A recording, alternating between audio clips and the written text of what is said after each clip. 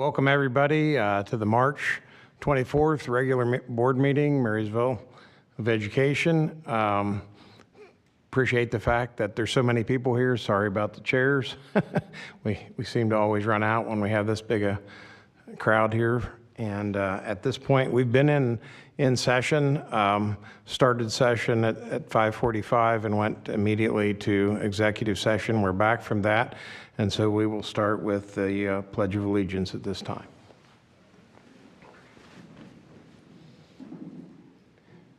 I pledge allegiance to the flag of the United States of America and to the republic for which it stands, one nation under God, indivisible, with liberty and justice for all. And with that, I entertain a motion to adopt the agenda. So moved. Is there a second? I'll second. Been properly moved and seconded that we adopt the agenda as published. Can we have a roll call on that? Mr. Smith? Yes. Mr. Keller? Yes. Mr. Ferguson? Yes. Mr. Tax? Yes. And with that, I need a motion to recognize the student state qualifiers and with their special recognitions. No motion needed for that. So we'll go right into that. And it looks like you're up, Jonathan. So if members of the board would kind of come down to the front stairs, tonight we, not all of them are here, but we have nearly 300 students who have reached state level recognition. So a couple of times a year we honor those, and so tonight it's great privilege to recognize academic and athletic success of those students. Thanks, Diane. We're going to ask the members of the Monarchs Marching Band to come on over here by Mr. Fannin.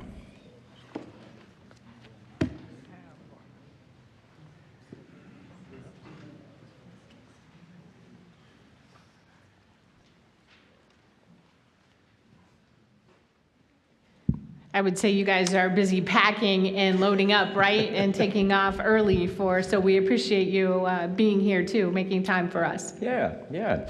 Thank you for having us, and thank you for the recognition. These members that are behind me, filling up the corner of the room, and this is not even close to a half. This is maybe a quarter of the marching band. These members work very hard on a daily basis. Starting before school even lets out, we're already working on next year's halftime show. These kids dedicate a lot of time and put in a lot of time to putting a great quality, a good sounding, a good looking show on the field. This year we went to 3 competitions and we received superior ratings at all 3 competitions. Got superior ratings in every category in 2 out of the 3 competitions. And then for our state competition, we got superior rating as well, and got superior rating in all of our categories as well at the state competition. So that comes with a lot of work that has been put in, and I can't thank these students enough for all the dedication that they put into the band, from seniors all the way to freshmen. It's been a fabulous year, and they make it such a blessing and a joy to work here with the school district and with the high school band. So with that being said, thank you, everybody. I appreciate all your hard work this year. Congratulations.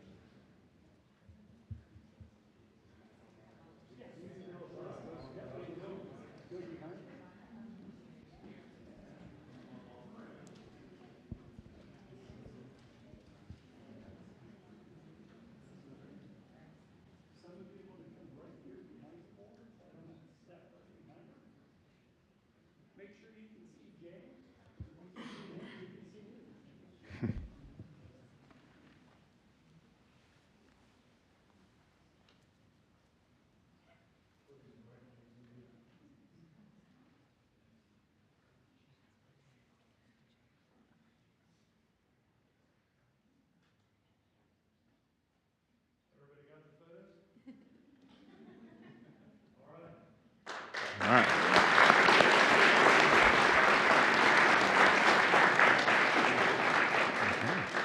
There we go. And have a great time in Florida. Sounds great. Okay. All right, I guess I can go ahead and begin. My name is Ken Chafin, and I have the privilege to serve as principal at Marysville High School. Thank you to the board and to Diane Allen for having us here tonight, and thank you to all the parents for all the ways that you support us and all of our groups. First one we're going to recognize, or the next one I should say, is DECA.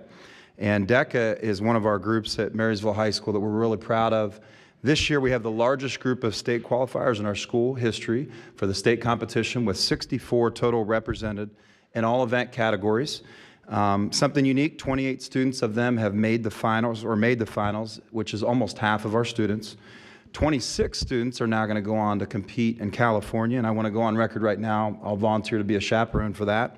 But this is a great opportunity for them to continue to grow their leadership skills and grow as entrepreneurs. So now I'd like to welcome up Bailey Hemmelgarn, who is our amazing advisor.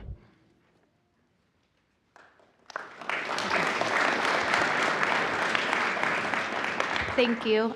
Year after year, these kiddos keep impressing me, and this year is obviously no different. The way that they have grouped together to be able to help each other succeed, and then when they do succeed, to see how they are so proud of each other, it truly makes them who they are today and why we're having the success that we are having. So I'm just really proud of them. And you guys can go ahead and stand up and come on up for your picture.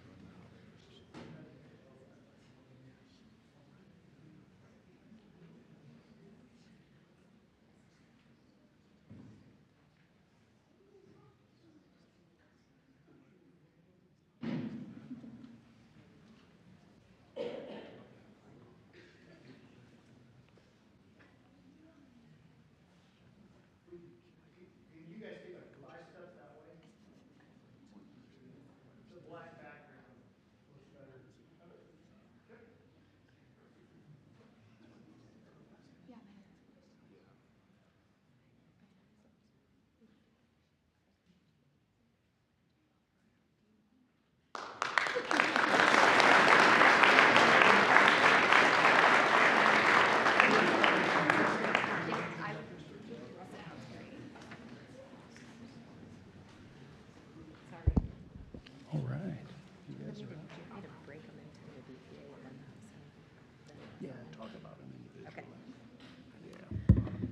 Good evening. I'm Lisa Nemeth. I'm the assistant principal at the Early College High School.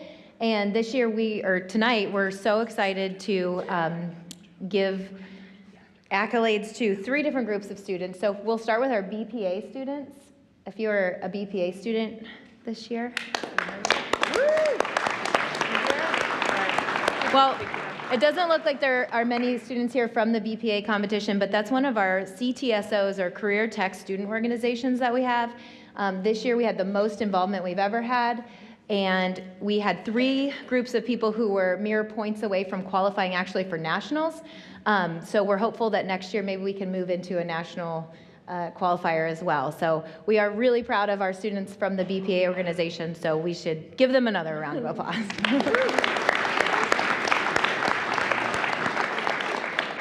Another CTSO that we have is for our health science students. It's called HOSA.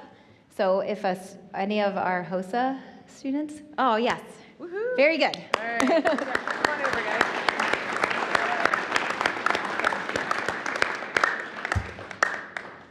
As with BPA, this is the largest group we've ever had go to compete for at their state competition. These students have to do all kinds of different sorts of clinical work, or they might just be taking a written exam. They might have to get up in front of people and speak. It's just a myriad of different things that they have to be responsible for, and they each take ownership. And we're just so very proud of them. So to our hostess students.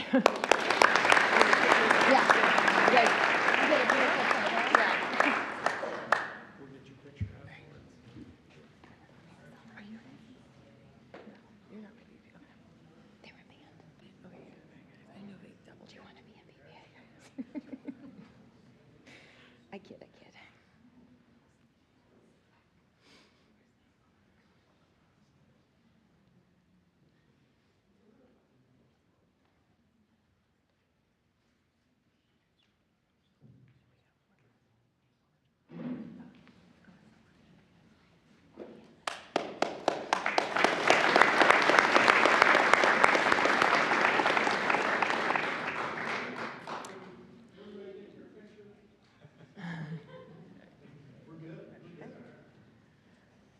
All right, and the final group that we'd like to recognize are 3 students who participated in the OSLN, which stands for Ohio STEM Learning Network Design Challenge this year. So Ethan, Michael, and Tyler are our 3 students. Are they here? I can see.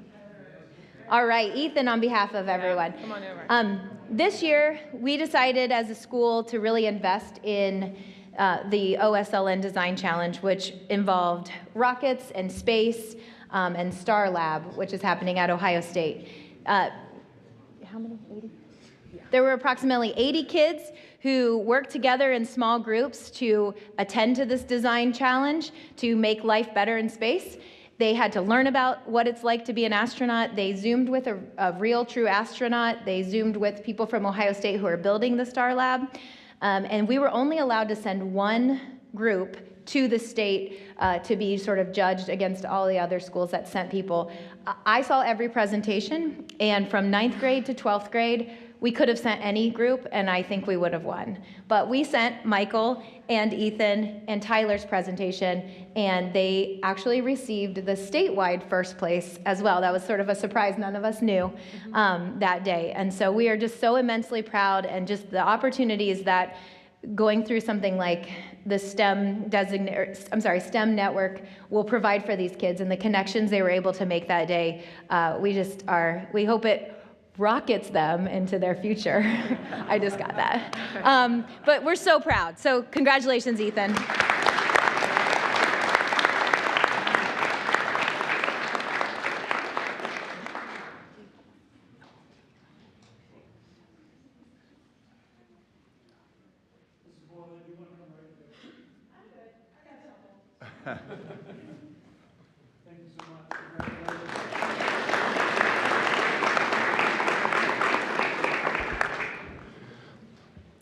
Okay, we're now going to talk about 2 students who competed at the Ohio Japanese Bowl. And so I'm not sure where Marissa and Amelia are at, or if they're here even, but they just competed at the Ohio Japan Bowl, which if you've never been, it's completely fascinating. The level of knowledge and understanding they have about the spoken Japanese language and the way that they compete against other schools is really remarkable. And our group finished 2nd this year in the state, and really brought a lot of knowledge to the table and represented Marysville very, very well. So let's give them a nice round of applause.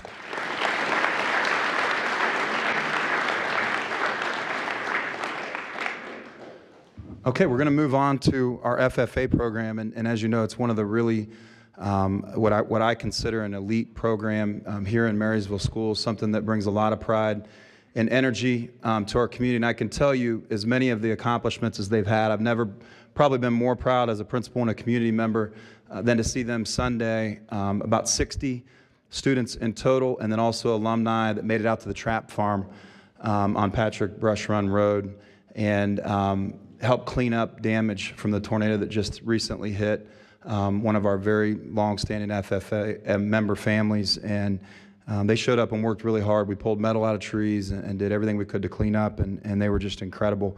But their contests are called Career Development Events, and tonight we're going to recognize some state finalists and placers. And Also, a nice little point of pride, in addition to being top 10 in the nation last year, we just found out that we're once again being recognized as top 10 in the state of Ohio. So let's give them a round of applause.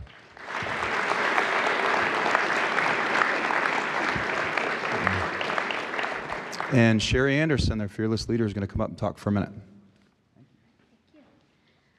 All right, good evening. I'll just kind of brag a little bit about each of them that happen to be here. We have several that weren't able to make it tonight. So I guess as I read your name as you guys go through. So Nathan Drum. So Nathan was a member of the ag sales team, qualified for state, and ended up placing 13th in the state this year.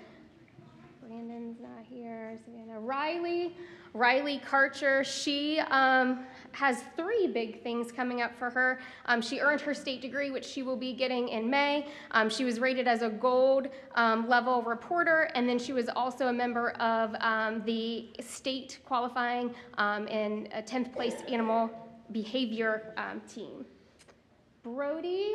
Brody Kearns also has earned his state degree, and he also was rated as a gold level secretary and will earn that award later this year. Let's see. Owen Morey, so he was a member of one of the State FFA Career Conversation CDEs, so Owen is an 8th grader, and that's a brand new CDE that we did this year, and they did an excellent job. Abby Pratt. So Abby was also a member of the state qualifying ag sales team where they placed 13th. Wesley Thompson was a member of the agricultural impact on agriculture team, also an 8th grader that competed at the state level. Cooper Woodson. Cooper was a member of the animal behavior team that placed 10th in the state as well.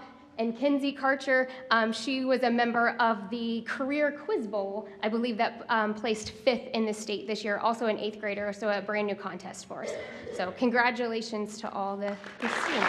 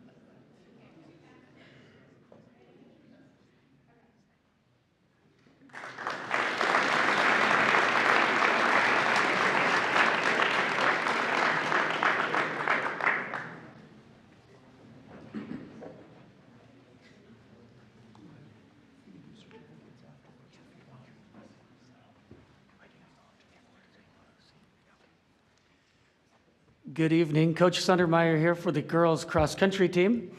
We want to thank administration for inviting us tonight. You know, we were just jogging around the parking lot, kind of cooling down from our hill workout this afternoon. And I was thinking, as a lot of coaches do, about our next competition and training cycle and our immediate goals. And I thought about tonight as a chance to kind of take a step back and reflect on a body of work that these athletes have done and accomplished. They won the OCC by 2 points. They were repeat district champions by 5 points. They finished 3rd in the toughest region in the state of Ohio and qualified for the 2nd year in a row for the Division I state championships. They take a lot of pride in representing each other and our community. We want to congratulate them tonight. Great job.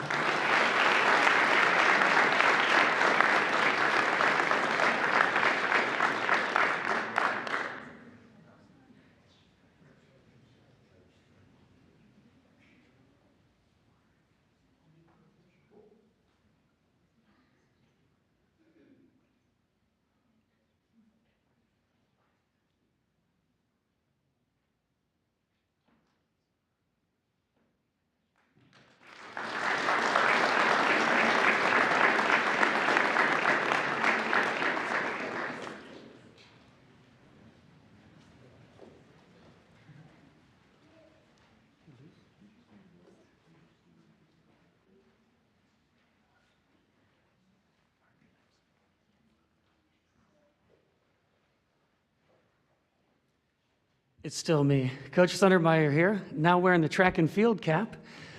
We're going to recognize our indoor state qualifiers for the track and field competition from a few weeks ago. Indoor track and field to us is a preparation season to get us ready for the spring, for the outdoor season. And we've taken a lot of pride in the work that we've done over the winter as kind of this unofficial in-between time to seek competitive opportunities. We know it's tough competing in Division I, especially here in Central Ohio. This year we had a large group representing a lot of different events, from field events to sprinting events to long distance events, that made the trip up to Geneva to the Spire Institute to compete against the best of the best. We want to offer our congratulations to them tonight and thank the board again for recognizing us. Thank you.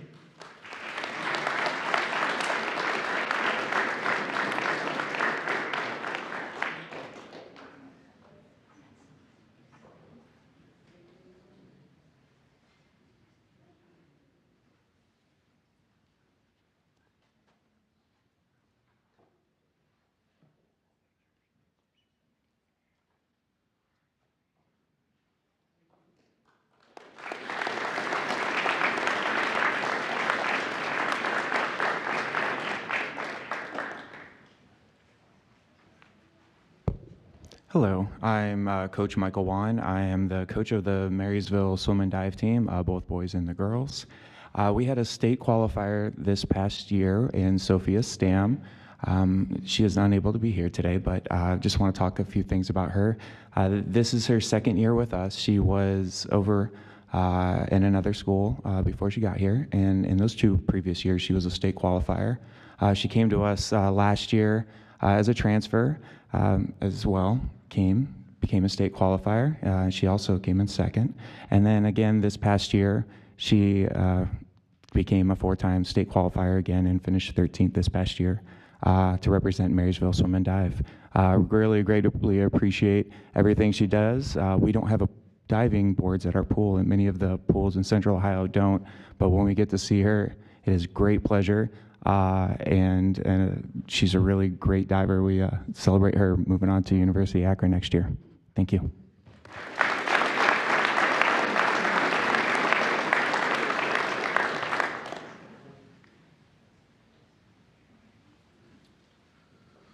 Well, good evening. My name's Brent Johnson. I'm a head football coach. I'd like to thank our administration and board for having us.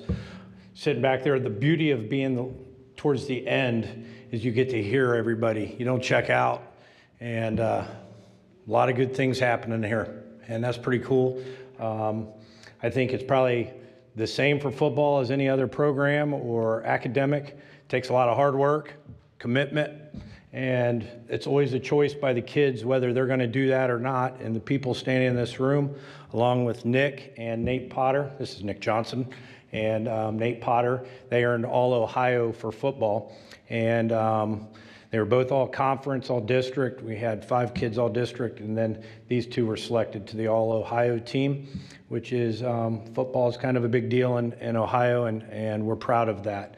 So congratulations to everybody. Congratulations to Nick and Nate. Nate could not make it tonight, but we thank you for having us.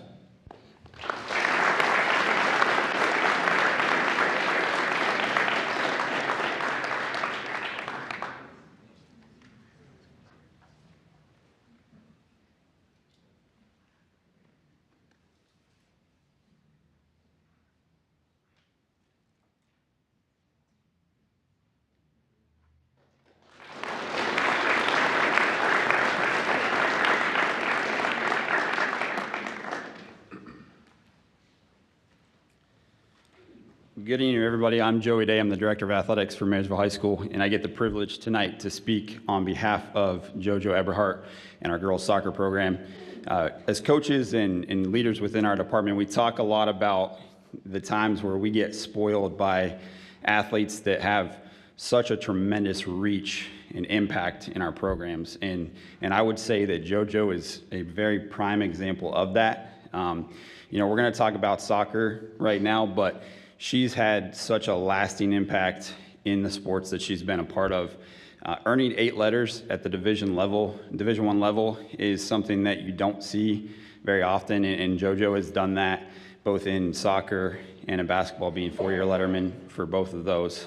So that's something that is really special and unique. She's been all district in all Ohio. Obviously, she's getting the second all Ohio for tonight for soccer, but also in basketball as a three-time OCC Player of the Year, as well as all Ohio on that end. So, something that we're going to miss having JoJo. Again, we get used to seeing, the performances and things that she has accomplished, both on the soccer field and on the basketball court.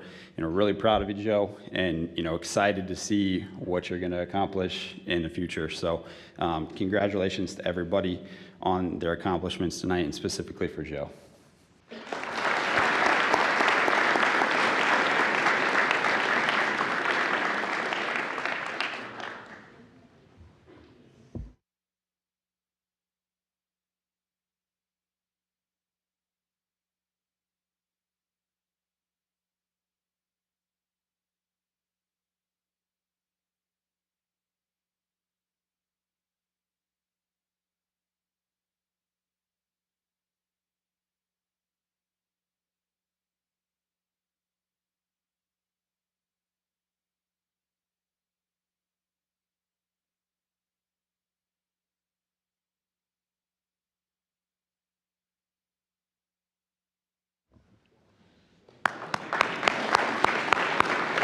Thank you all for coming this evening. That concludes our recognitions of state accomplishments for this evening. Feel free to stay for the remainder of the board meeting. I apologize. But it's your choice whether you stay or not, and if not, have a great evening.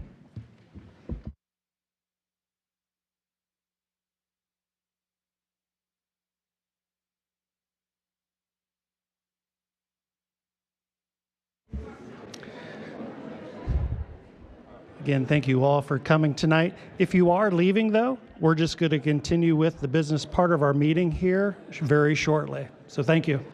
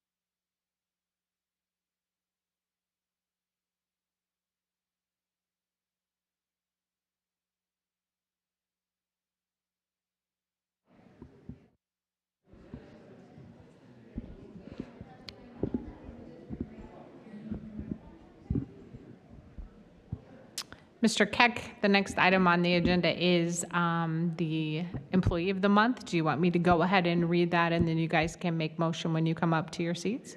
Okay. All right, this evening it's my pleasure for your consideration then, I guess, because it's not approved yet, to honor Chelsea Breeden as our Employee of the Month. Chelsea, if you're here, could you come forward? There you are. Come on up.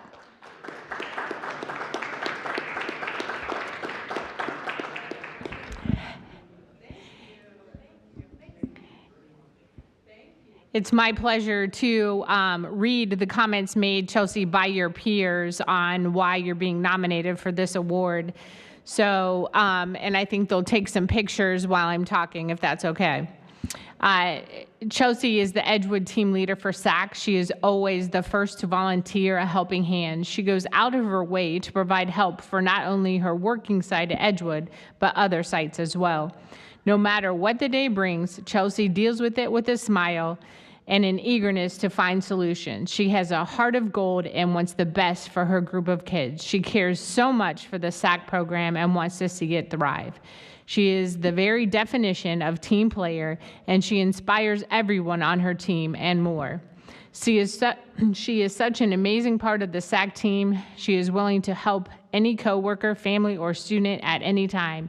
even outside work hours. So kind, thoughtful, very talented, and often has ideas that help improve our operation. She is a valuable asset to SAC, and I am very thankful to have her on our team. Chelsea is the kindest human and sweetest soul. She loves her students like her own and takes pride in her job. It is easy to see how much passion she has for her students and her care. Thank you, Chelsea. Congratulations.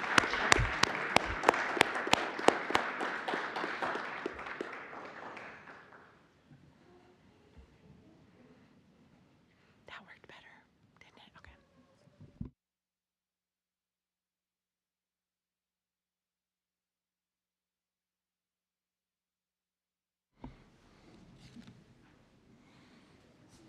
Yeah.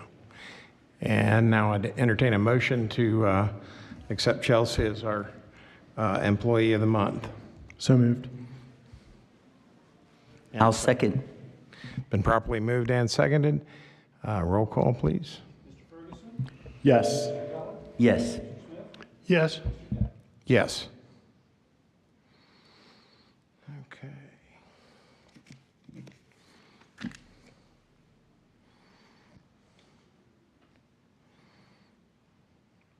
And we're now to public participation. There is none? Okay. Next one is presentation from Early College High School.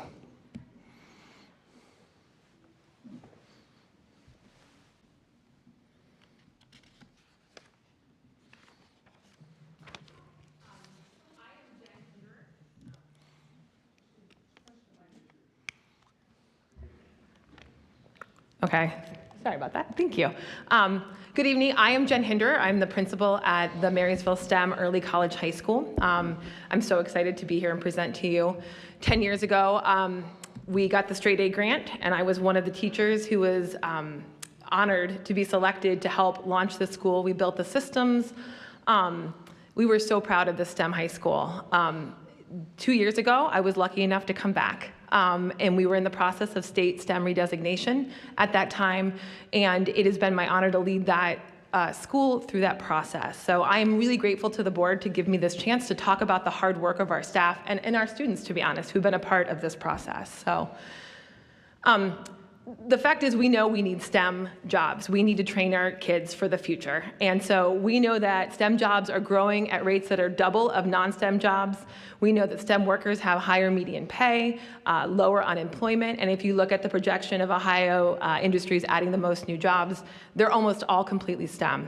I'd make the argument that even the ones that aren't have STEM behind them. They have engineering, they have IT behind them, because almost everything we do has STEM in it.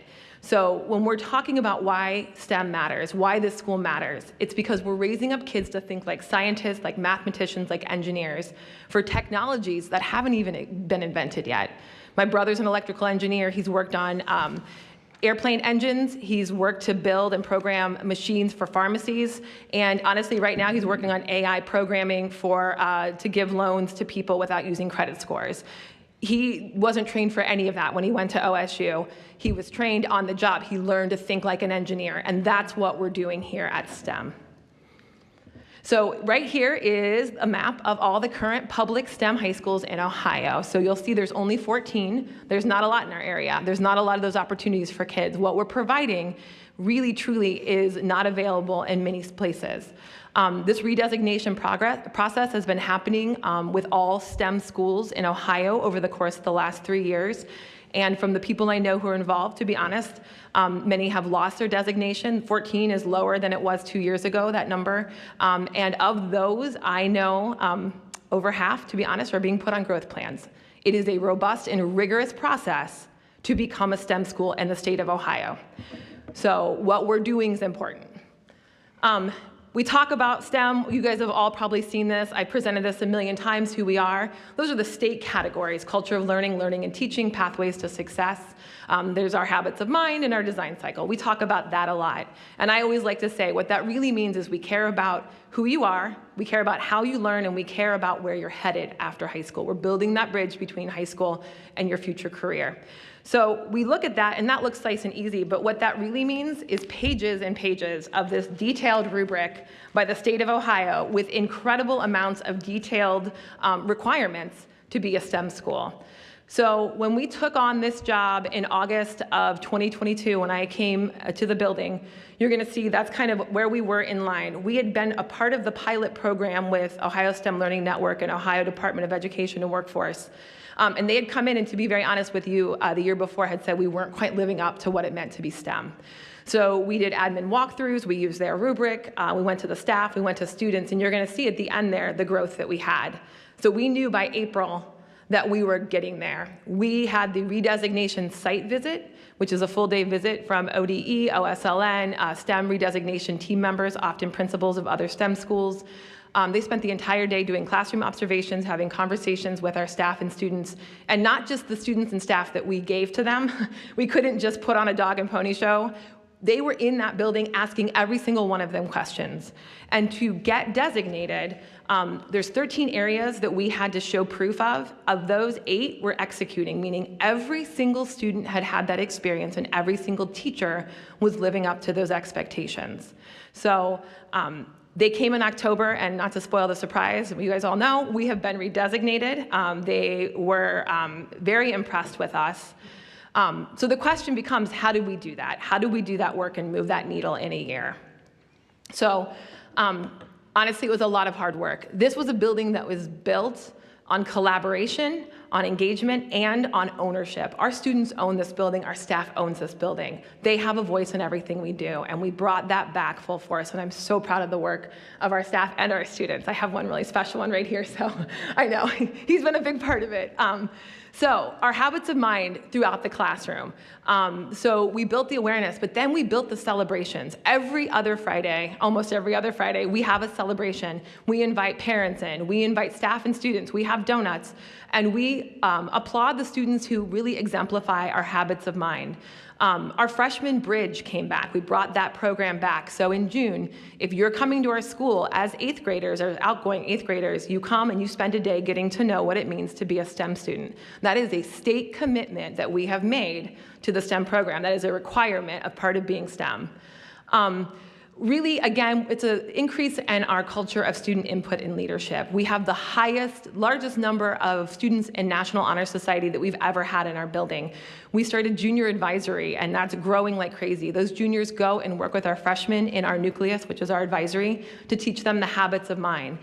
We have kids going out to the elementary schools and doing STEM kits and doing tutoring. Our peer tutoring program has never been bigger.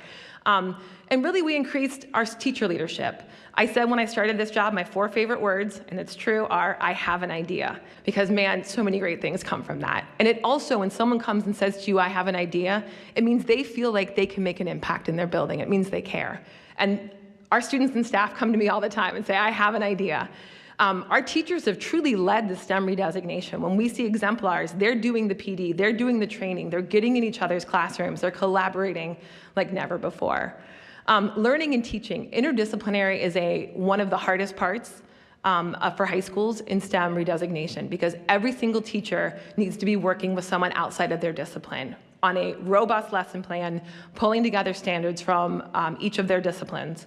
So our staff really committed to that. We have 100% of our staff doing interdisciplinary lessons. These are lessons that bring in real-world problems, real issues that are faced in career or in the content, and these kids have to wrestle with them, because I always say, we don't live in a single content world. My job isn't an English portion, then a math portion, then a science portion, right? I live in a world where I'm solving problems across the board. STEM solutions, I'm super proud. Year 1, it was just community members. We had 14 different community partners come in, present problems. Our kids worked for a semester and presented solutions back. This year, 2 of my staff members came to me and said, hey, we really want to do OSLN Design Challenge. And they did that. They created that with it was almost 90 kids who took part. Incredible things they were doing. They were working with NASA. We didn't say this, but Ethan and Tyler and Michael, who won first in the state against so many other high schools, they were approached at the design challenge that day by the professors, like astrophysicists and aerospace engineers, and they're going to visit OSU. They're getting recruited, to be honest with you, because they said to them, and I was standing there, this is what we want our grad students to be doing. You guys are being creative in a way I can't get my students to be. And so they're going to visit. It's incredibly just rewarding to watch those opportunities for our kids and to see our kids thinking in that way. We did have each of our disciplines look at the design cycle, the design process, and decide what does that look like for their content. Those are all over the walls now. So every teacher is committed to using design cycle and design thinking in their classroom. In Pathways to Success, we're expanding our internships. We had 104, our largest number this year. We need to grow our connections and our placements. We're working on that all the time, making those opportunities grow. We are strengthening our pathways. 4 years ago, only 50% of our students were pathway completers, meaning they had done 4 of the pathway courses. We are over 90% right now of them are pathway completers. They are engaging. Our CTSOs are larger than ever. So we're seeing kids really have more rich experience of our pathways. A few years ago, our automotive tech was small. We have wait lists now. We've grown. We had to add another teacher for our health pathway. I think in our first 9 years, we'd had, I think it was 15 STNAs. Last year alone, we had 16, and this year on track to have 22 kids get their STNA. So we're watching the growth and that engagement and all of the STEM learning happen. But the question is, okay, that's really fun for them, but are you achieving? Are you still doing the academics? And we are. We're a 4.5-star school. You can see the number of valedictorians we have, the kids who are graduating with honors. We're above average on our state scores. Generally, we score very high. I would say, obviously, we're still working on some things. Our math department is taking a new approach to math that's task-based and critical thinking, and it's been a struggle at times, but I'll tell you, we test almost all of our algebra in the winter, and we had almost 82% last year. We're looking at, we haven't scrubbed all the numbers, but about a 5 to 6% increase in that rate, achievement data in algebra. Geometry we will not find out until spring. That's when they test. So we're seeing that movement. So this isn't just a shtick. This isn't just like, oh, it's fun to learn and be hands-on and do design challenges. This truly is teaching kids the content as well. We're holding high standards for these kids. So what's next? We are excited to say our science team was inspired, and they are piloting with a small group of kids doing the statewide science fair.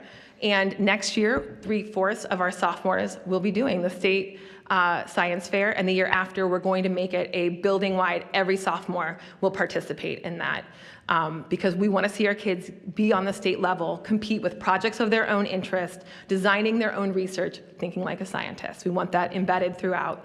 Our biohumanities continues to grow, which is really cool. They have adjusted throughout the year, so every 9th grader gets science and English together. So that's going to continue as well. We're going to be, if you guys want to come on May 4th, come down to COSI. Our students decided they wanted to be at the biggest science fair in Ohio, so we're going to be down at COSI. Cade will be there. He has led our IT design. The kids design the projects. We're going to be down there all day showing off what we do. So we're really trying to expand. We're expanding our pathways. Next year, we have Intel pathway. Worked with Columbus State, worked with High Point, and we developed a pathway with a 2-year certificate that a kid walks out and can get hired at Intel. Through Intel's, they told us what they wanted, and that got developed. So we really want to grow our OSLN. We were determined by our OSLN Design Challenge. We want to continue that.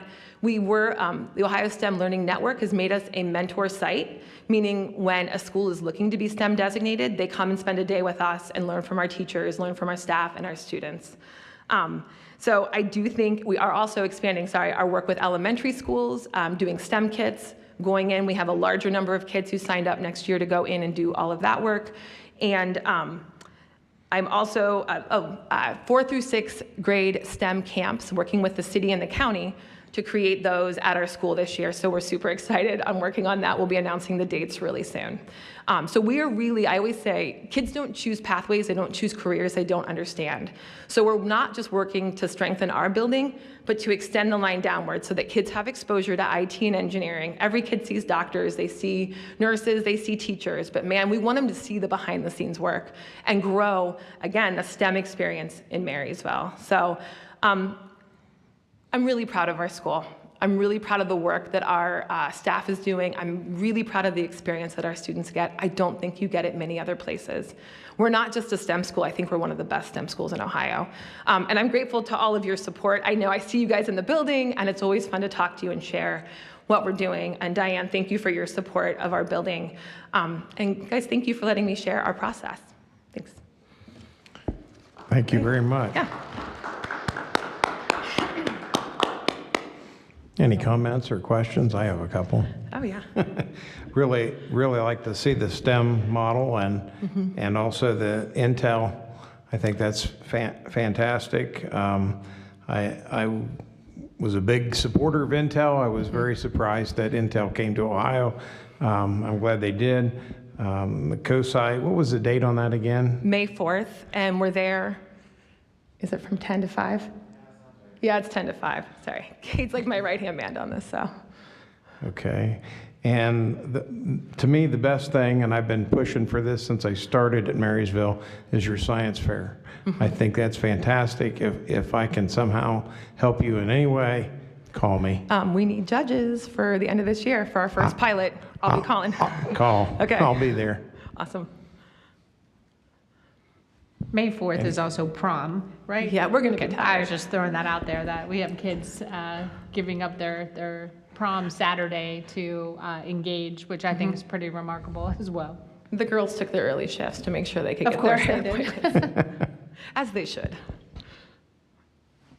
I just had a question, primarily as a dad that has a 15-year-old that attends the STEM school. Yeah. And out of curiosity, your senior numbers, male to female, is that similar in every class that goes through STEM, or is it? It doesn't surprise me with being a man and knowing how boys are, but I guess to see those numbers, I would hope that there's more females that want to attend STEM. We are working on recruiting that. That is a part of actually our state commitment, is that that's part of why we go and we do STEM, a pathway fair in 7th grade, and we're opening that up. But it has been pretty consistent. I wasn't there for a few years, but I would say it was consistent with when we opened the building to see those numbers. We do have, I haven't looked at our new numbers. We have about 180, which I think is like our largest class, freshman class yet. So I haven't looked at that breakdown, so now I'm kind of curious. I believe when I was in education, I remember reading research and articles about the workforce and the STEM careers. The percentage of that was male versus female was also much higher. So that's why it doesn't surprise me, but it would be nice to see a trend where that female number grows. Absolutely. It's why we're trying to have our girls even go out and present. When they do the pathway, we want them, the women in our IT and engineering pathway, presenting, so these girls can see themselves in our building. I was sitting here just thinking back to when we had an empty building, and people in the community were, what are you going to do with this thing? And I know that was an issue for our superintendent, and the straight A grant that you mentioned was, I think, in the neighborhood of $12 million that allowed us to take an old building and make it new again and make it purpose-driven. The space was designated for different types of activities and so forth. And we had what I thought was the most unique situation that can occur, and that is you can create a building culture from scratch. You know, most often you have, the old way of doing things, you have a built-in culture, you have biases and so forth that are present.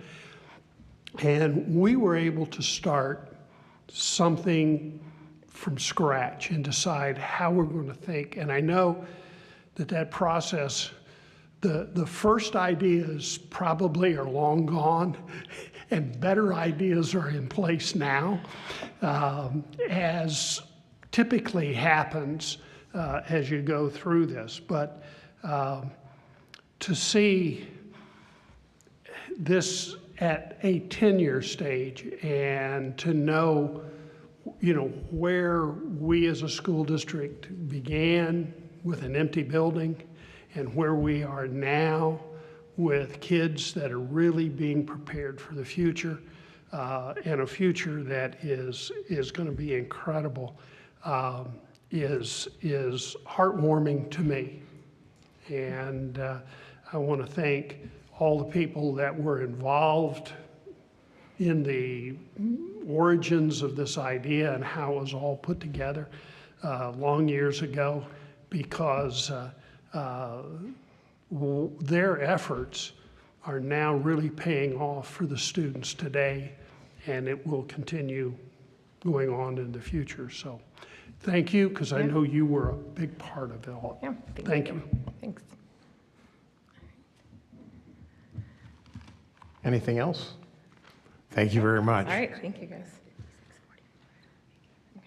By the way, our current class is what, 56? 56% male, not class, or building, 56% male, 44% female. So it is shifting just a little, so we'll take it. See, that speech worked already. Yeah. Okay, and now we're up to superintendent's report. All right. So I have a few things. Enrollment update. Current enrollment is at 5624, which is up 101 students from this time last year. When we're looking into, we're 7 weeks into kindergarten enrollment. We're running about 50 students lower than last year. So we're keeping an eye on where that is. Now, traditionally, there is an uptick after spring break, so we'll continue to monitor that. I wanted to give you a little bit of a highlight with open positions instead of a list like I normally give, because that list is getting a little long right now. Currently, we have one open administrator, which I hope we have your approval on here in a little bit. We have 20 open certified positions and 16 open classified positions. So a couple things to note. 4 of those certified positions are new positions. So those are positions that are dictated by numbers. So we had to add intervention service at Bunzold, Edgewood, and Naven due to numbers coming in special ed. And we also had to add a section of 4th grade at Edgewood because they're over the 30 cap. So those are all dictated by our hiring parameters. We also have 7 classified positions that are also considered new. So with those intervention specialists, there are classroom aides attached to those, and we've already talked about the registered behavioral technicians that we're adding. So all of those positions are posted. Principals are in the middle of hiring. Some of those are even on your agenda to be filled this evening. So they're being very aggressive. I know Lynette and a few principals are going to a recruitment fair in the next week, I think it is, so trying to be very proactive in that. Transportation Task Force. So Transportation Task Force has been meeting past couple months. They have come up with a bell schedule as a part of their work. Currently, I think I just approved today with Jonathan a communication to go out to families, so all families can review that schedule and kind of the rationale behind that schedule and provide feedback. So they'll take that feedback then, and we'll hope to bring something forward to you in April, I would hope. At the latest, it would be May. Let's Talk Initiative, April 3rd at 5 o'clock here in this room. We're having your Bring a Friend event. So everyone that's been involved in the Let's Talk campaign thus far, we're asking them to bring a friend with them, and we will go through kind of that conversation about facts associated with our district. So those we continue to get good feedback as we move forward with those. Also on Monday, we hosted our principal for the day. So we invite a community member, leader, different people in different organizations to shadow a principal, in essence for half day. It's not a full day, in the morning. And then they come over to this office and have lunch and talk about their experience. It's kind of funny, some of the comments from people included like, well, when I was in school, you didn't want to hug your principal. And like the principal knew every one of our students' names. We couldn't believe the interaction and the relationship between principal and kids. And I thought that was pretty powerful. They also talked about just the challenges they could see with some of our students and navigating different situations. It was very real. We had a student, unfortunately, in crisis, but it was good. That's why we do it, so we can open our doors so people can really see how we operate every day. So lots of great feedback on that, and we'll continue. We do that annually, so we're picking that back up. I think post-COVID, we kind of didn't get back into the groove with that, so it'll be a staple moving forward. The last thing I would just do, tonight I had the benefit from sitting, which kind of seems odd, on the other side of the recognitions tonight. And while all of you saw like smiling faces and et cetera, I don't know if you noticed the number of groups that put their arms around each other as students and really welcomed one another in. And I thought, to me, it just was kind of a moment of like, there's an opportunity for everyone here, and just reiterated the specialness and the friendships that emerge as a result of different activities and things that we offer for students. And just another one of those moments that reminded me how proud I am of our students and proud to be a Monarch. So just a different little view. Thank you.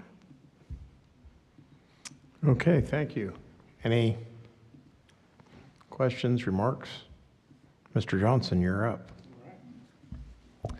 A few different items. First, I would note that we got our fiscal year 23 audit back, and we had another clean audit, not even any management, no report comments, and then sometimes there will be some more minor comments that they'll put in the management letter, but there were not even any management letter comments this audit, so that was great news. I've received a couple questions from people about the sports gambling article that was in the Columbus Dispatch maybe a week or two ago. It was written in a kind of confusing way that led people to think that school districts were getting millions of dollars of revenue from sports gambling, and that wasn't the case. What the article did was it combined the casino tax revenue with total state funding, which gave a much larger number than what we were actually getting. So Marysville schools, for example, we received $374,000 of casino tax revenue this year, and we do appreciate that, but it's not nearly as large as the article made it appear to be, and that is the largest number that we've received since they began giving that revenue. It's mostly been, steadily increasing. We did have a dip there around COVID, obviously. But just wanted to give that information. And then I had a couple handouts I wanted to go over. I put those on your table, and they're also on the back table if anybody wanted to grab one. The first thing I wanted to talk about is the collar document. This is a document that we've used in the past, so I've updated this with some new information. If you've been to our Let's Talk meetings, you've probably heard me talk about this already. But this is a very valuable article but memo that just talks about some just different facts for the district. So I just wanted to highlight some of those. So what we do in the article, in this memo, I keep trying to call it an article, in this memo is we show all the school districts in Central Ohio. And we list the tax rates for each of those districts. So that's total tax rate, operating, PI, bond, as well as if those districts have an income tax. So when you list all those out and do the calculation, Marysville Schools has the second lowest tax rate in all of Central Ohio.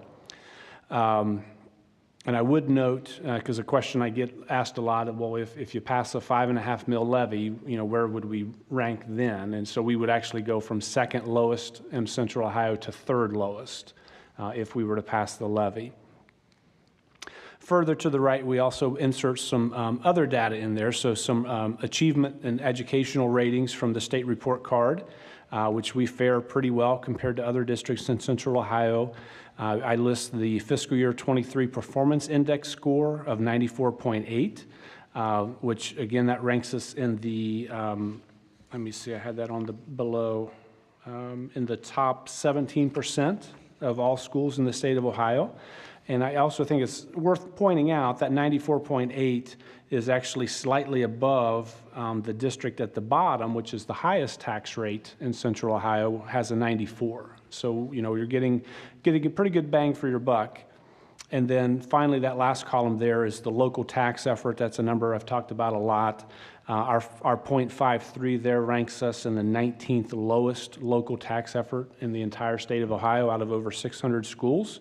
And as I've said before, local tax effort is basically a measure of our taxpayers' ability to pay compared to the tax rate that they're actually paying. So basically shows they're getting a pretty good deal. And there's a lot of stories you can tell by looking at tax rate and comparing to other districts and that kind of thing. And I won't get too far into the weeds, but it is really interesting to look at. So you look at our local tax effort of 0.53, then right under us there you've got Groveport Madison, a tax effort of 1.03. So what the state says is a local tax effort of 1 means you're pretty much right where we would expect you to be. You can afford to pay a certain amount and you're paying a certain amount, and if those numbers are right in line with the expectation, then you're right at 1. That would just be considered average. But what's interesting, if you look at Groveport Madison, they're having that index of 1 compared to our lower tax index means typically what you're going to see is a lower state revenue for a district with a really low local tax effort. So our state revenue per pupil is about $4,900, whereas Groveport Madison's is $6,200. So as you would expect, that higher higher local tax effort means they get a higher amount of state funding. But the other thing, there's so many other variables to compare. So when you look at Groveport Madison, for example, their total revenue per pupil is $19,000, whereas ours is only $12,000. So very big difference in actual revenue. And then, so again, I just thought that was an interesting case. You could also look at Grandview Heights, which is one more down. They're at that 0.46. They're even slightly lower than us. And their state funding per pupil is well below ours. I think it's in the 2000s.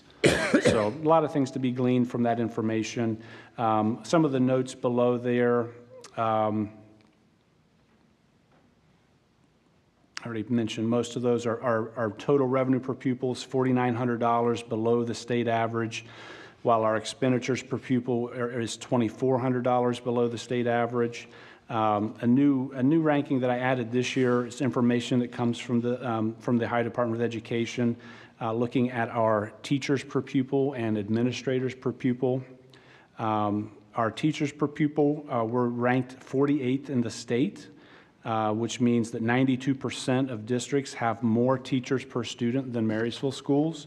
And for the administrators, pretty similar. We're 97th in the state, meaning 84% of all districts have more administrators per pupil than Marysville schools. So yeah, that was all I wanted to highlight with that. Any questions on that? So then one last thing, there was also a question about millage and how do we calculate that? And we, as we had last time with our levy, we'll have a millage calculator on our website. But this document just kind of gives you a real simple breakdown of how it works. So with the first section there, basically we're assuming a home value of $100,000 because that's easy to calculate. You can do that, and then if you have a $300,000 home, just take that number times 3. So first you look at the market value of your house. That's what you paid for your house or what your house is worth basically. But you're not taxed based on your market value. You're taxed based on the assessed value. To get the assessed value is very simple. You just take the market value times 35%. So 100,000 times 0.35 equals $35,000. So that is your assessed value of your home. So you have to take the assessed value times the millage to get the taxes that you would pay. So when it comes to millage, 1 mil is the same as 1/10 of a penny, or the same as 0.001.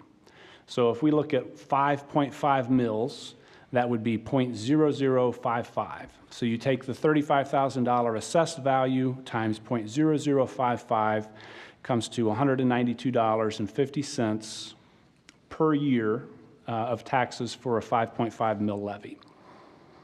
And like I said, you can below I showed that for a $300,000 house, so that gives you a number that's maybe more close to the average home value in Marysville. But again, you take that, the calculation for the $100,000, if you have a $600,000 home, just take that number times 6 to get your annual taxes.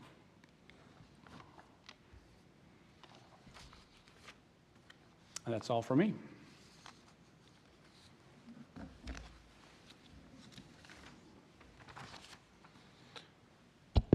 Okay, still digesting all that. Any questions? Everybody's still thinking about it also. No, I really appreciate all the work you did in updating and adding some additional information on this sheet. And I know most people have a mortgage on their homes, or at least I assume that, as I do. And so I always have a tendency to take the annual, divide it by 12 to see what's going to happen to me on a monthly basis. And $100,000 comes out to, I think it's $16.04 a month. And on a $300,000 house, it's $412.50 per month, or $48.12, excuse me, $48.12.50 a month on your mortgage payment. So hopefully people will understand what the financial impact will be on them. I think two facts that kind of stick out to me is the student to teacher ratio and the student to administrator ratio. Something I kind of want to know, if tonight's not the time for this to answer, just in the future, what are the appropriate ratios for both teachers and administrators to provide the quality of education that our students require? That's something that I think would be nice to know, or if we have an answer tonight, I know that's kind of on the spot, but I'm very curious, so. Okay. Board President's report. So there's been some talk in the community, even as late as today, where the city and the schools are meeting or what's happening there. And there's a lot goes on in that meeting that I can't really talk about, but I can tell you we're a lot closer than we were a year ago at this time. We're talking tax incentives and how they affect both the school and the city. And I think we've come to a consensus there that they're going to give us a break. I think I can say that, for this go around. And so any levies that we pass currently would not be taxed at the new rate or TIFed at the new rate. So we're going to be short, just under $1 million savings by doing that. Is that correct? Like 900,000 or something to that tune. So that's a big concession on their part, but we're still continuing to hammer that out. Our next meeting's April 16th. And I know we went to every other month, and now we're back down to every month because it's kind of crunch time, work some of these things out. And I know Todd and Diane are meeting with the city continuously on a weekly basis to iron some of these things out. So it is nice to know that we're moving forward on that. And then, as Kenny Chafin reported tonight. It was very nice to see our kids out at the tornado site in Union County. The family that was impacted had 3 generations of FFA officers. The current one just graduated last year, and you know, it just devastated their farm, nothing left of it. And I looked out across the field on Friday morning, and I thought it'll be months before we get that field cleaned up. It's over probably 500 acres, scattered debris. There was it 1, 2, 3, 4 buildings, large buildings just blown across the field, and in power lines and in the trees. Our students didn't take the ones out of the power lines. I pointed that out to them, but no takers on that. But I'll tell you, they came out there, they went to work. I was not out there with them, my wife was, and I know Kenny was out there with them, and they cleaned that field up in 3 hours. So when I got there, you know, Sunday morning, I thought, man, they're going to make a little dent here today, and they just cleaned it up. And there were another 4 schools besides Marysville that came out FFA-wise, and FFA alumni chapters came out and had all kinds of food, way too much food. So anyway, really appreciate that. Then Jermaine got me involved in a little committee meeting of concerned taxpayers, and we would like to kind of invite you, if you think that anything you're hearing, you know, is, I don't know, adversarial toward the schools, that you get a hold of one of the board members or call the administrative offices and find out the facts, because the one thing I can guarantee you is social media does not have it. I just, every night I look at that and just cringe at the statements being made, and people don't have a clue what they're saying. So please get a hold of us, and I don't care which one of us. And then let's see, the board got some invites to set up building visits. Please don't wait for my signature. I have decided I will fill in wherever you guys don't want, because I'm wide open on that. So please fill in and go see the buildings. I don't think we're setting it up as you to go see all of them. But the ones you want to see, make sure you get out there and see them. And that way we impact the education that's going on the least amount that we can. So on that, I think that's it for tonight. So the next thing is student achievement report. Do we have one? As I shared via email today, no pertinent information to share at this time. Okay, all right. Makes it easy. Legislative report.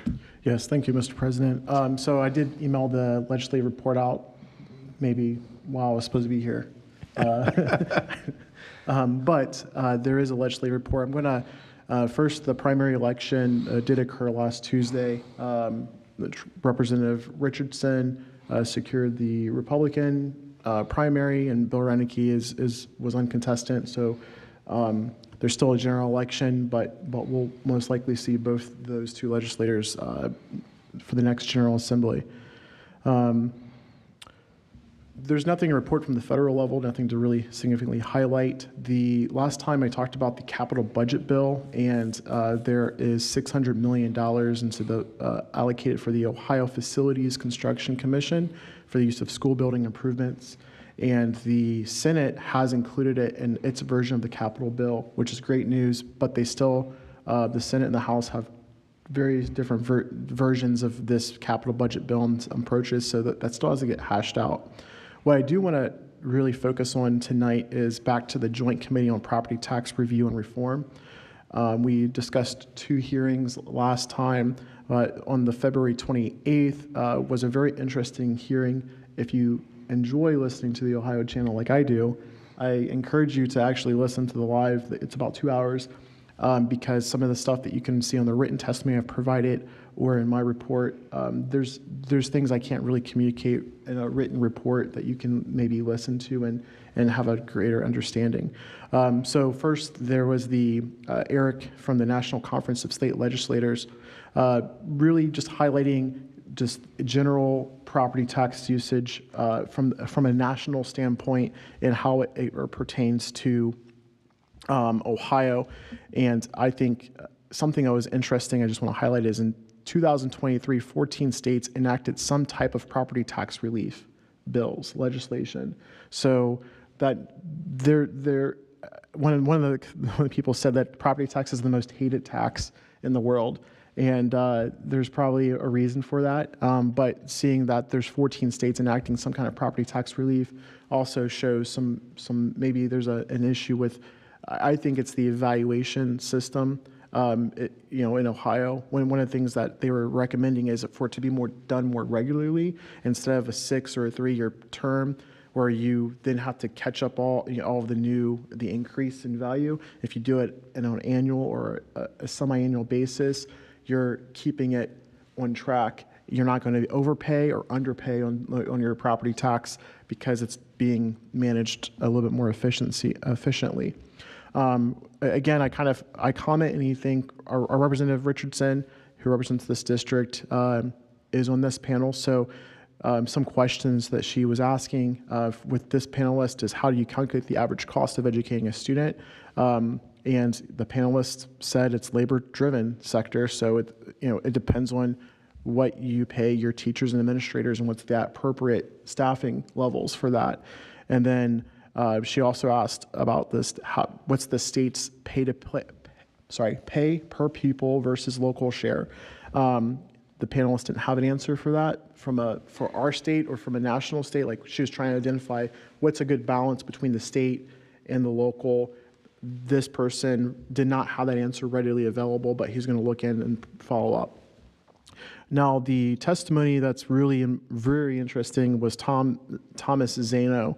He's a former Ohio tax commissioner, and he's previously served I believe that he's served in the state legislature before. He referenced, 2003, there was a committee. They produced a bipartisan committee to study state and local taxes. They issued a report, had about 39 options to address the tax system, which one of those options included to have a committee really study the property tax, and we just now got there to that point. But other objectives have been accomplished since then. Some things that he really identified, he advocates for to eliminate the difference in property taxation of public utilities compared to other companies. For instance, pipeline property is taxed at 88% of fair market value. Electric transmission distribution is taxed at 85%. Your home is taxed at 35%. So he's saying that's unfair in competitiveness. Let me start over a little bit. Some things that he's saying that our tax system should have is 5 elements. For a quality tax system is simplicity, which obviously Todd's report really hit. We're there with how we evaluate, for school levies. Simplicity, equity, stability, neutrality, and competitiveness. So that's kind of what he's setting his recommendations around in his presentation. Then he went on to talk about HB 920 is broken, but we may agree, but there's his perspective, and I'll share that. So this is just me reporting out, not giving my personal opinion here. He believes that school districts are conducting their own form of tax planning to circumvent 920 protections. And again, House Bill 920 is set so that whatever the voted millage is what you're taxed at. So when your evaluations go up, if there wasn't 920, you would be paying more in taxes over the course of the levy, but you didn't vote on that. So that's why 920 was put in place. But he says that school districts are incentivized to enact emergency, substitute, and income tax levies because they are not included in the 20 mil floor. 70% of school districts are at 70% of school districts are closing in or at the 20 mil floor. Of the 333 districts at the 20 mil floor, 79% have additional millage in place that's not subject to House Bill 920. He went over the timeline. 1976 is when House Bill 920 was enacted. The constitutional amendment to separate Class 1 from Class 2 to help implement House Bill 920 was passed in 1980. And then he kind of given a breakdown or a preview of emergency levies. And I think it's important that I'm going to discuss this because even last week I got a question, what's this emergency levy about? And so I think let's go through this timeline so we can understand, maybe this helps us communicate as well. So in 1971, emergency levies were enacted as fixed sum levies for two purposes. One, to provide emergency requirement of the school district, or two, to prevent the temporary or permanent closing of a school. And then in 1980, a second purpose kind of expanded option number 2, and it read, for the purposes of avoiding an operating deficit. Well, Tom Zano says, well, isn't every levy for the purposes of avoiding an operating deficit? And so that's his comment there. 1983, the state legislature authorized the renewal of a single expiring emergency levy. So if you pass an emergency levy, then you can do a renewal at the end of that term or towards the end of it. In 1985, it excluded emergency levies from the calculation of 20 mil floor. In 92, it allowed multiple emergency levies to be renewed as a single emergency levy.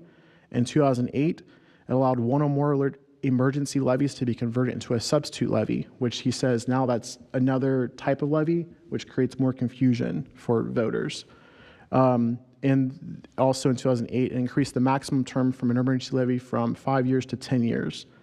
Then he provided some data that shows he's saying school districts are using emergency levies, they're more routine, and they no longer indicate a true state of emergency as what that term means to most people when they hear it. So overall, some of his recommendations were to factor in emergency and substitute levies when determining the 20 mil floor, and also to factor in the income tax to prevent districts from generating inflationary growth, with the exception of the inside millage, which is for us is that 4.7 inside mills. 2, to clarify terminology and limit emergency levies to true emergencies, so kind of to limit the definition of what makes an emergency levy.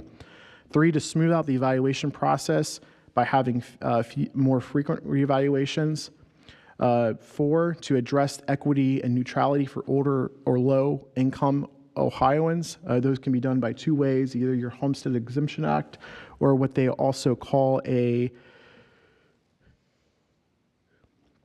circuit breaker, which means it's kind of a circuit breaker is not in Ohio, but it's almost if you qualify by income or there's other methods as letting you kind of not pay the bill and have it as a lien. Then when you're ready to sell, the taxpayers are the first people to receive whatever you owe on that. So there's a couple different versions of the circuit breaker, but that's one of his recommendations, is not necessarily picking one or the other, just saying we have to address that for older or low income Ohioans. And then the last recommendation, to make public utilities tax more competitive. Throughout the Q&A, conversations can kind of go off the actual testimony that was presented, and there are a lot of representatives talking about school funding in these conversations and that balance between local and state share. Representative Richardson did make a comment because someone mentioned more housing helps lower your tax bill, but she said housing brings more children and increases the demand on schools. That's just a comment. And then she was wondering, because in 2022, there are about 192 emergency levies, and she was wondering why, when there's federal COVID dollars hitting school districts, why there's so many emergency levies. He didn't have the answer. He said they may have been renewing previous emergency levies, but he didn't have an actual answer for that. And then she also asked, what should the balance between state and local share be? So she's asked that a couple times in this thing, and I think that's just important for us to know what they're looking at from their perspective. And he says, hey, I defend taxpayers and I'm a tax guy. I'm not the appropriate person to answer that. That's kind of your guys' call. Representative Bride Sweeney is really, I forget which district she is, but every question she has is about school funding. And she said, the way I'm reading this report, if you read the report in the way maybe I'm reporting it out, you think he's not a school guy. I don't think that came across. And she said, I love that you're not demonizing school districts, but your report lacks the answer to why are school districts going about it so often? Why is the state legislature allowed this to happen, the structure to take place? And he said, you're right. These are tools. The schools are they're doing what's in their best interest, but the system incentivizes them to use these tools, these emergency and substitute. And at the end of the day, voters are confused, and it's not simplistic. There should be just two levy options, and that's it. That's what he is saying. So there's also another report by Fred Nicely, Council of State Taxation. I know property tax is a very interesting topic we all want to talk about all night, but I thought this was important maybe to kind of definitely take a listen to this if this is of your interest, because this committee is going to produce a report by December with recommendations that could be enacted in the next state budget. Maybe not that quickly, but we have term limited legislator, so they're going to try to take action as quickly as they can while they have that time. So that's my report tonight.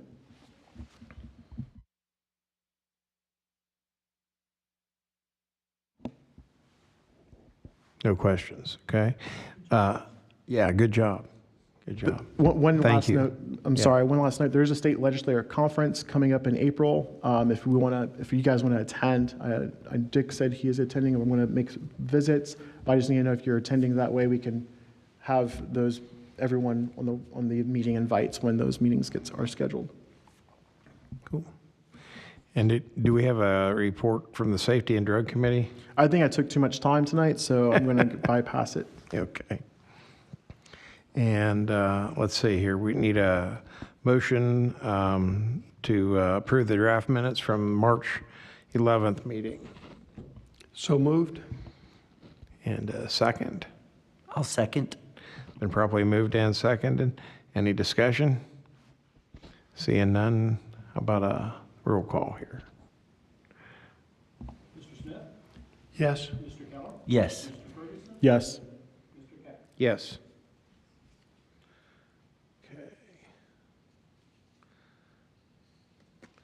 Then we need a motion to approve policies.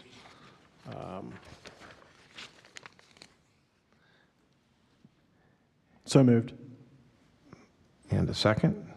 Second. Any discussion on that? No, they're your second read, so. Yeah. Okay, ready for a vote? Mr. Ferguson? Yes. Mr. Smith? Yes. Mr. Keller? Yes. Mr. Keck? Yes. Okay, and then that moves us down to, we need a resolution for roof repair and replacement. I think we've talked about that before, but recommend to approve the resolution for roof repair and replacement of Early College High School by the contract of TIPS and entering into an agreement with Duralast Roofing Incorporated for the purpose of procuring and installing the roof materials.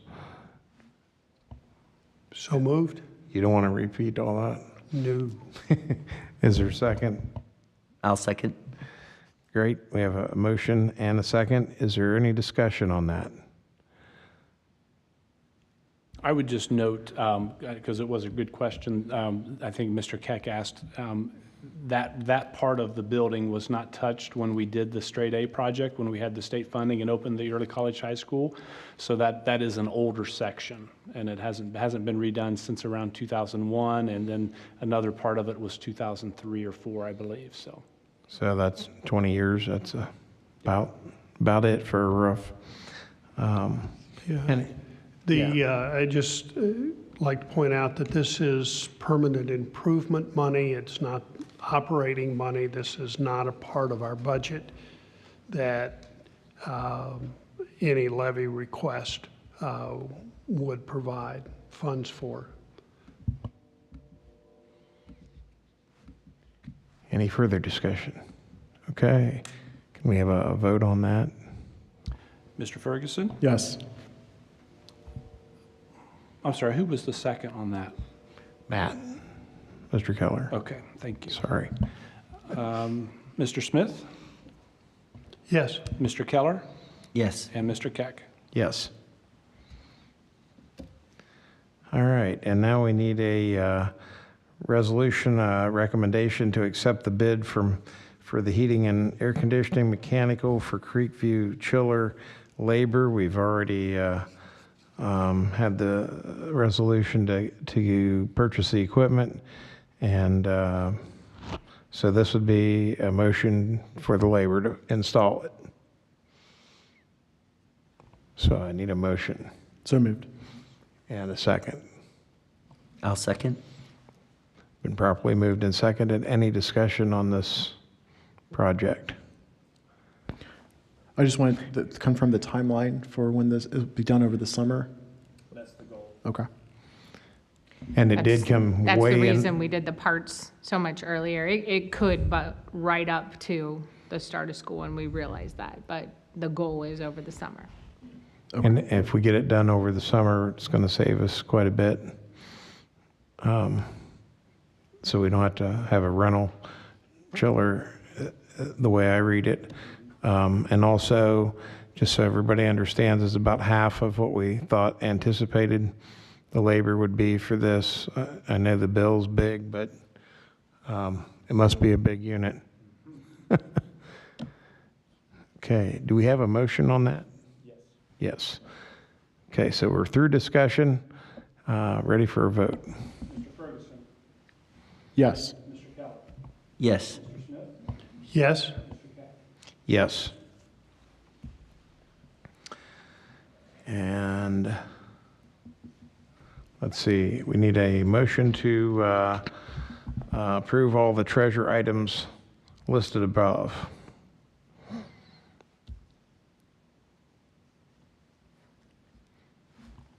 So moved.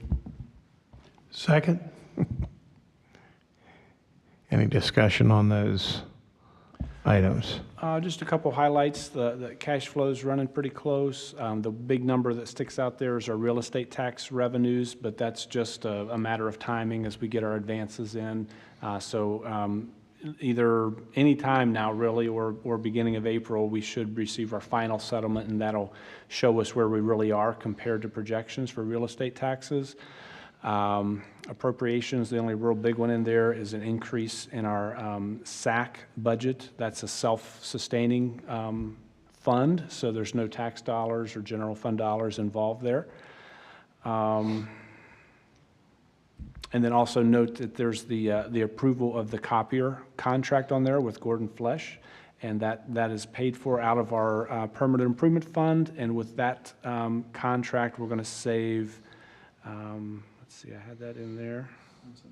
Thank you. About $172,000 over that 5-year contract compared to where we were with the last contract.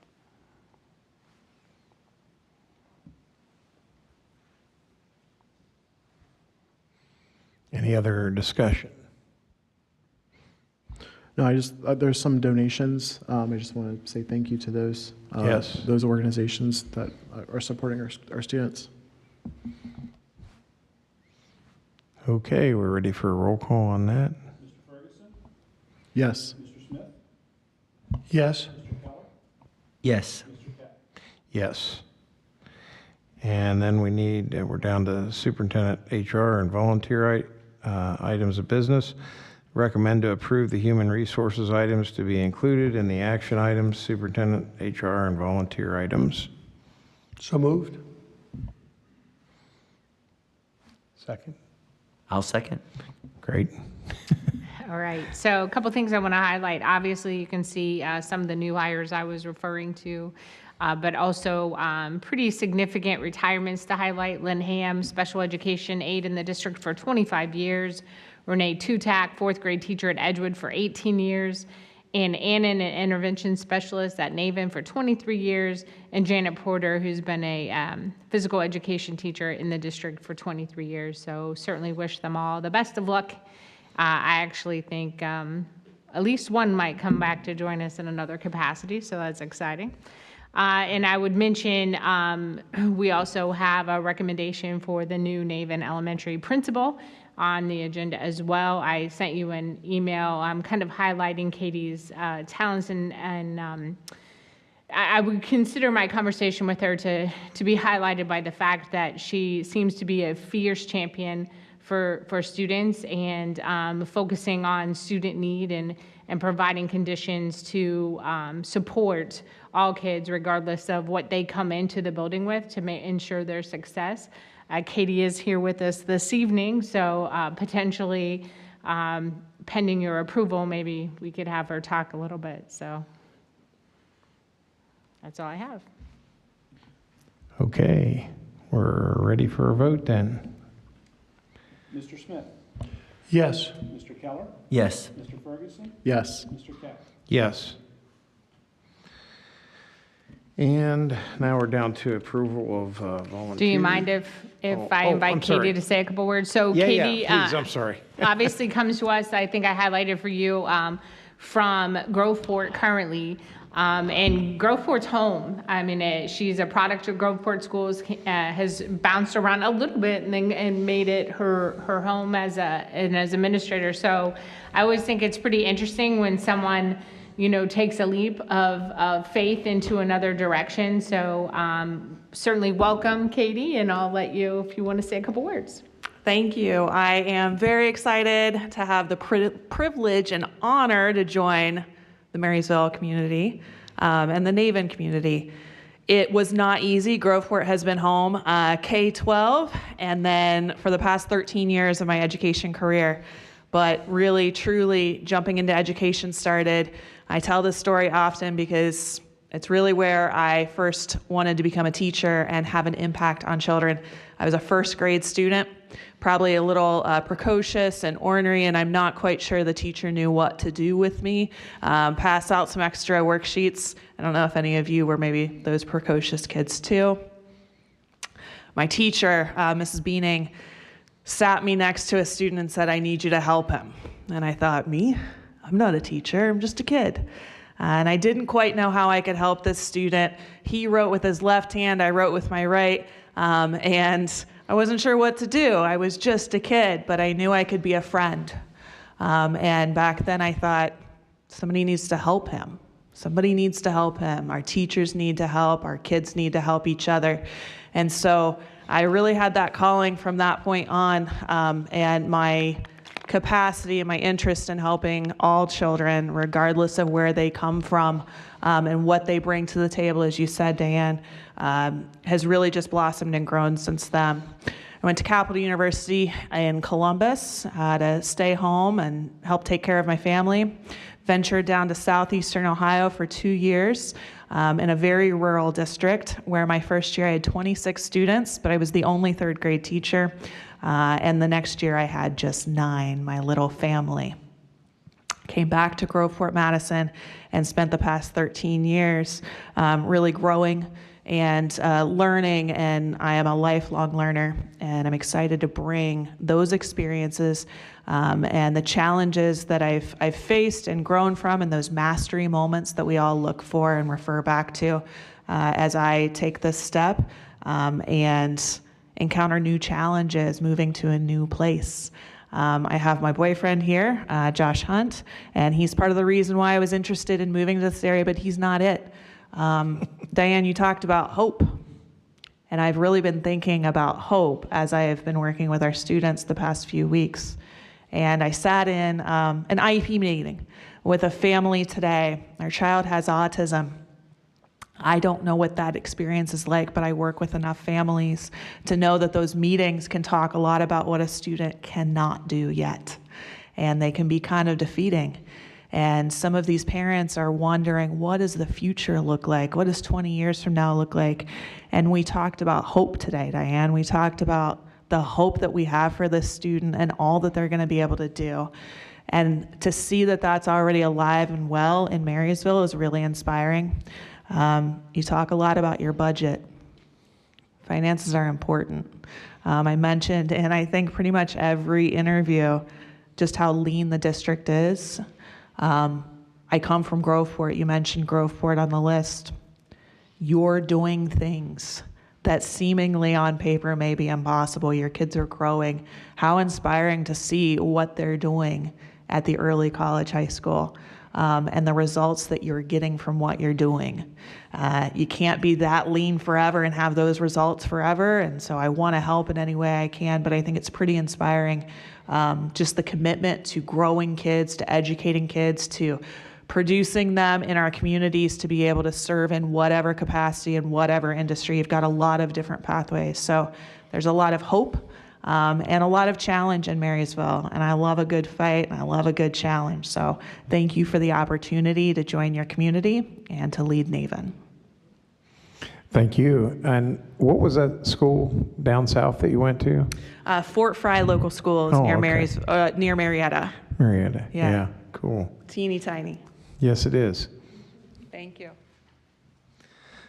All right. And did we approve the volunteers with that last motion? Good. Okay. Let's see. That's it. Other superintendent items. We need to have a motion to approve those. Those are mainly overnight trips. Not funded by the school, by the way. So moved. Is there a second? Second. Been properly moved and seconded to approve these trips and other business. I think there's a resolution in there for the High School Athletic Association also, which is just kind of standard operating procedure for us each year. And some renewals of some facility agreements with churches, and I don't know if who else is in that. The Japanese school is in there. So any discussion on that? I always like to see our kids travel and have opportunities outside school. I think it's a tremendous opportunity to learn. I can see that we've got Washington leadership, we've got national conventions, we're going to go to Florida to Disney, robotics competition. Those are experiences that kids are going to remember, and it's part of the growing that every kid needs to do, and I like for that to happen within our school district, because I know that our teachers and administrators do a great job making sure these kids have a great time, that they learn, and that they are safe and get home on time. So, and one other comment, we have our facilities are available for rent, and we've got some organizations that think our buildings are in good shape and are attractive and fit their needs and so forth. So it's nice to see that they want to come back and utilize our facilities for their purposes. And I thought that was a France trip on there, but Yes. And is it too late to sign up for that? It's only a couple days away, isn't it? Yeah, it might be a little late. I figured. Any further discussion? Ready for a vote on that? Mr. Smith? Yes. Mr. Ferguson? Yes. Mr. Keller? Yes. Mr. Keck? Yes. And now we're to my favorite part, comments and questions from board members. So we'll start with Mr. Smith, as always. A couple of things. At Mill Valley, one of the things that jumped out at me was something that we talked about at our last meeting, were the career kits from Ohio High Point. And they mentioned that Amy Wagner was there, made a presentation to the staff, and the staff was enthusiastic and began incorporating some of those kits into their instruction. At NAVEN, I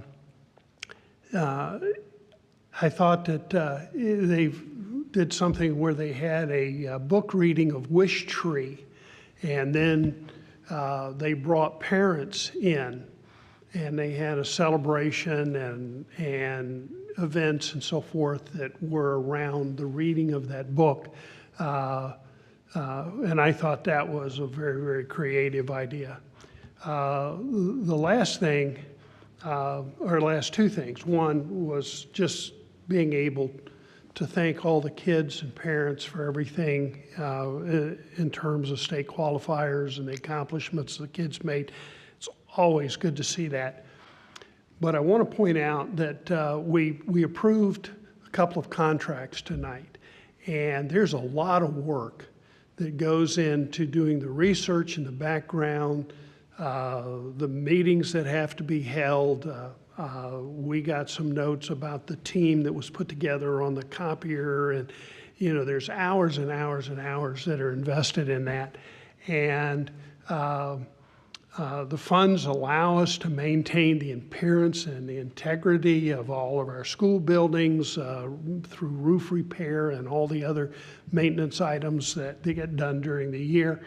And our community, I think, has a lot to be proud of to be able to provide our students and staff well-maintained places to learn and to work. The bid sheets, trying to research all the qualification, work performance of the companies and so forth.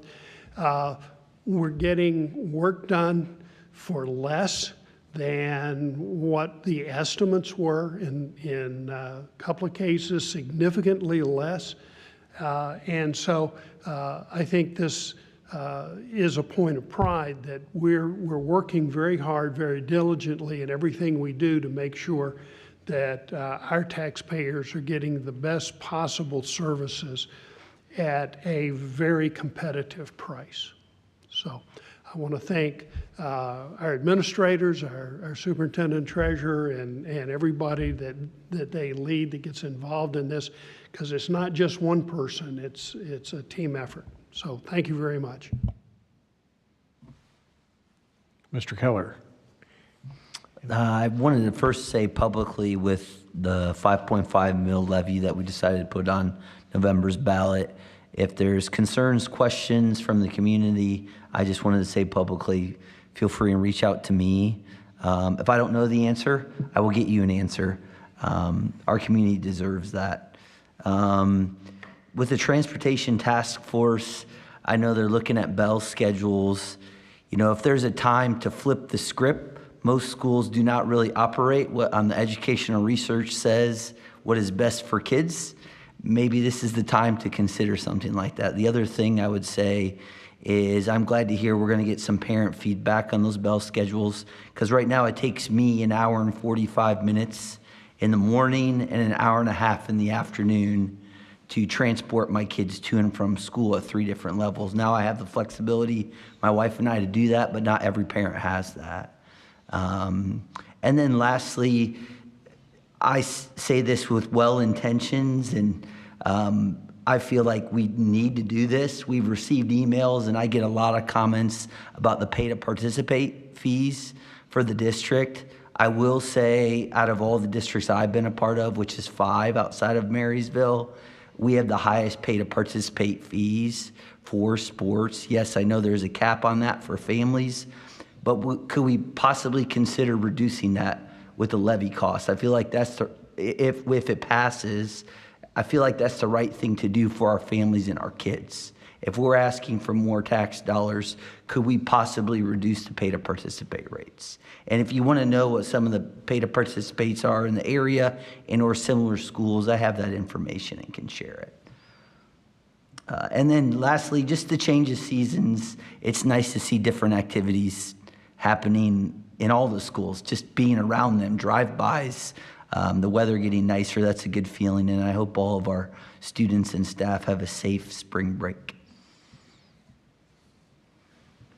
Jermaine. Yeah, so it was nice to start off the meeting with an open room, or filled room filled with students and families, their parents, and it was nice to see everyone and celebrate their achievements. And that's what it's about. It's about providing opportunities for those kids and young adults in this room, and their parents still showing up and being involved as well. It's very nice to see.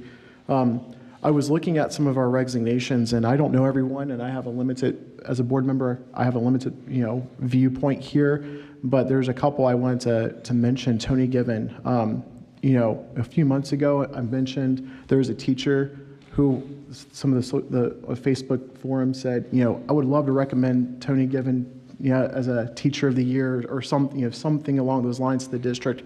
How can I do it? I mentioned we should probably have something where people from the public can nominate someone from some of our awards here. Tony Given was he was my youth leader when I was in high school. I went to Quake Youth Group, and him and his wife were phenomenal people. I never had him as a teacher, but one of the most likable and connecting people that I've met in my life. And he invested in me as when I was in high school during some really challenging years of my life. And I'm happy for the opportunities that he has, and I'm also sad. Cody McCain, a few months ago, we had transportation issues, and a teacher, he was the teacher who was taking and jumping on routes and transporting our students on top, and then going into the classroom and teaching. Phenomenal guy. And the FFA is a top-tier national program, and he's involved in that. I don't know where he's going, but I just want to thank him personally. And then I don't really know Erin Morrison, but I do know I need to get her book, The Hardest Working Letter, The Many Jobs of Silent E.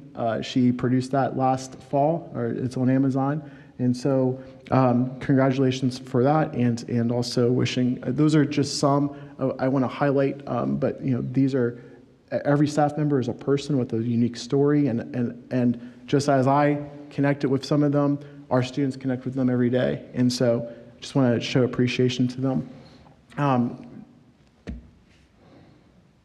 I guess I'll just end that with happy spring break. I know some of us need it, some of our kids probably need it too, and our teachers and staff, so please enjoy the time. If you're in athletics, you're probably not, or a club, you're probably not doing much of a spring break, but still enjoy the break. That's all I have. Good night. Do you have anything either? Sorry, P.S. One ending. I do want to thank Richie Roush for inviting us.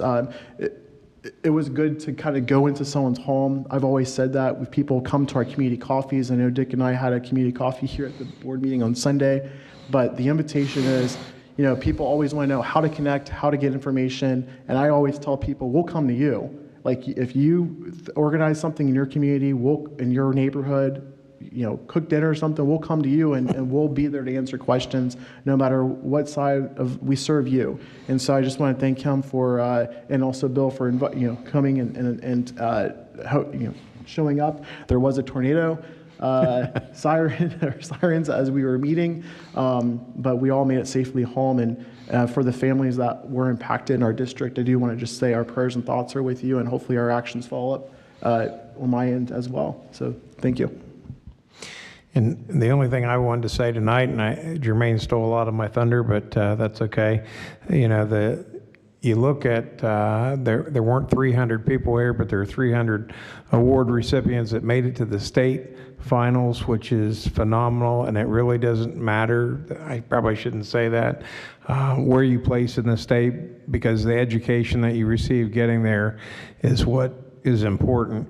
And sorry, and some of those kids are also placing at the national level. We didn't single those out very much, but you also saw a great mix of both academic and sports, not just athletics. A lot of times these things are limited to athletics, but and one of the things that I've always been proud of is that I don't care where you go in Ohio, and really in the nation, our school district is recognized. You tell people where you're from, they've heard of us in a positive manner, and I think that's phenomenal. And I think when people think about the fact that we're asking for money You know, they need to think about all those quality programs because, you know, the amount of money received is going down, the expense is going up, and we cannot continue to maintain that level forever. We're asking teachers to put in a tremendous amount of time above and beyond, you know, what's required of their contract to get these kids to those levels. And it takes the support of the parents and the teachers, and obviously the kids have got to buy into it and work hard to get there. So it was nice to see that tonight, and that's all I have. And I need a motion for adjournment. So moved. Second. Wow, we changed it up a little bit there. Good. That requires no discussion. All those in favor? I have a comment. Oh, sorry. I'm just kidding. You can't do it. Legally, you can't do it. Mr. Keller? I'm sorry, Mr. Ferguson? Yes. Mr. Smith? Yes. Mr. Keller? Yes. Yes. And that's a wrap.